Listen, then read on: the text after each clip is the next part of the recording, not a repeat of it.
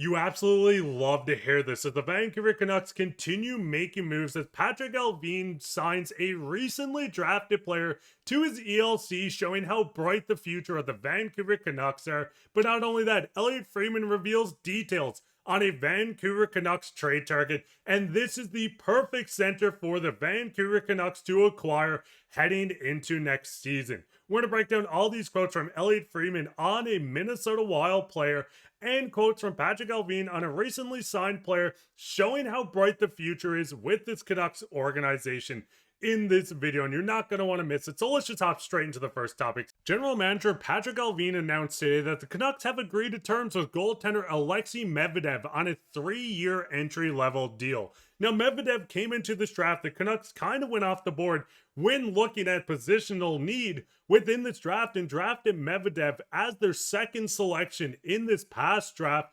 Medvedev was looked at as a player that a lot of people thought could have been a first-round talent. We've seen him sign to his entry-level contract, 17 years old, $923,333, down to the exact dollar, but Medvedev comes in, and he gets a lot of praise from General Manager Patrik Allvin. Allvin goes in to say that Alexis is an important addition to our organization depth in goal, and his signing is a great thing for our hockey club. He showed us a lot at development camp and has a bright future if he continues to build on his skill set and fundamentals. We look forward to monitoring his progress and helping him develop into a solid pro.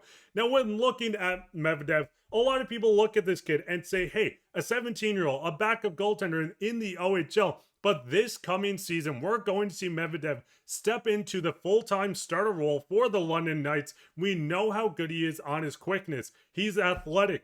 There's a lot to like about this, to the point the Canucks goalie coach said during camp there's a lot of Tuukka Rask vibes coming from the kid. I have high hopes for Medvedev. We've seen the contract with Coots come in. Allvin continues in to sign Medvedev. He's continuing doing tidy work with a lot of key players within the draft, players in Abbotsford, bringing back key guys within this organization. What Allvin is doing is very good, but it leaves a couple question marks around the team as well. We know right now with Abbotsford and this Medvedev signing, there's a lot of goaltenders in the system. Going into it, Medvedev signed on a 3-year entry-level contract out of Shilov's on his last year going into this year, on his last year of his deal.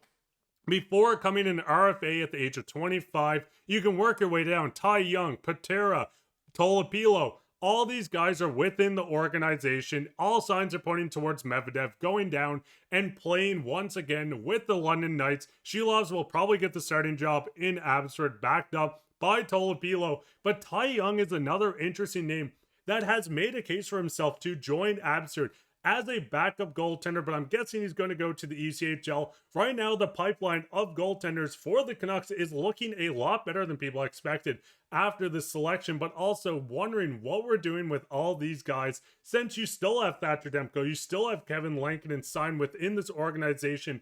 But it does get very interesting where Medvedev signed on this contract in just 2 years from now. If he continues to develop in the OHL, we've seen the rule changes coming in where the Canucks and every other team can take one player out of junior at 19 years old and place them into the AHL. So if the Canucks get into the position 2 years from now, Shilovs is either traded or playing within the Canucks big club, Medvedev can step in and take over the role in Abbotsford. And I really like this because it helps him be able to develop, play against pros.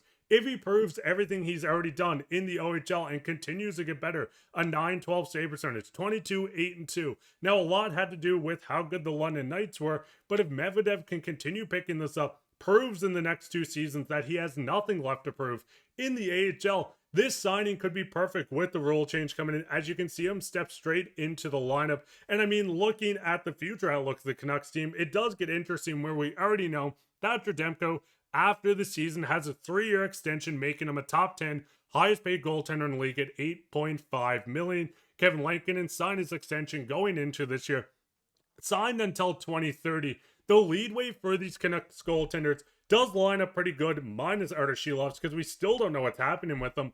But with Medvedev not looking ready until he's probably in his mid-20s, this lines up perfectly to the Thatcher Demko contract and Kevin Lankinen contract coming to a close end. One of these goaltenders are going to hit within the organization. I mean, Shilovs already looks like he hit. But what's your guys' thoughts on this? What is your thoughts on Medvedev and Coots getting their contracts? What's your thoughts on the rule change coming through the CHL, where we can see 19-year-olds one at a time join a Vancouver Canucks or NHL team at 19 years old in the AHL? Do you think this is going to help with the developments of key guys like Coots, Medvedev, anyone else? Go ahead and leave a comment on that. But we'll hop straight into the second topic today, where we did get some updates on a former Vancouver Canucks trade target in Marco Rossi. And listen, I know a lot of people aren't a fan of the idea, but there's a lot to look forward to. Right now, we did get quotes from David Pagnotta. Marco Rossi is still available. He shares the same agent as Keandre Miller. They worked out a sign and trade. Let's see what happens here with Rossi in Minnesota. Now, the Minnesota Wild made a signing today, and it was an AHL signing, but it was their second last RFA, with Marco Rossi still being the last. A lot of people around the league are saying that Minnesota has kind of tanked Rossi's value. We know he wants to get a contract signed. He wants to play next year, but Bill Guerin is not really shaking in his boots and hasn't stepped over. Now with Keandre Miller, with the same agent, with Marco Rossi, Miller just signed a contract in a sign and trade between New York and Carolina. So maybe there's teams, including the Vancouver Canucks, that can slide in, take on Marco Rossi as a perfect second line center. And you're doing this below market value if teams are still not getting in on the mix of this player. Now, Elliotte Friedman continues in to say they didn't seem close on a contract. His representation doesn't want to short term. Right now, they're a little bit stuck. I don't think a trade was ever close. Teams have called. We've seen the reports from the Canucks, from insiders. The Canucks offered 15th and a roster player, which was shut down.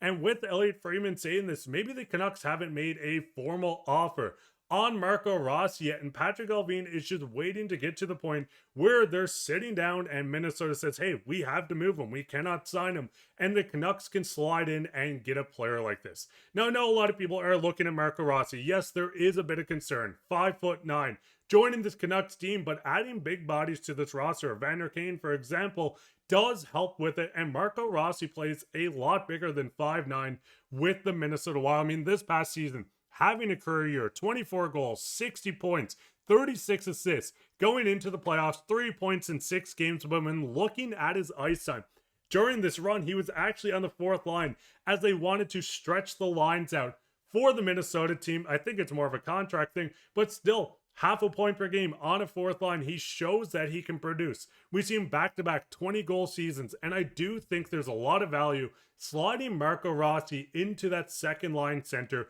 where you can rock Pettersson, Filip Hronek, Marco Rossi, or you flip those two. But either way, that center core looks a lot better, added with the value of the scoring wingers on the side. And this is all from Puckpedia. This is not my projection. But what is your guys' thoughts on Marco Rossi? We're seeing that nothing is close. There could be a sign and trade. We know Elliotte Friedman says they don't want to go short term. They're a bit stuck.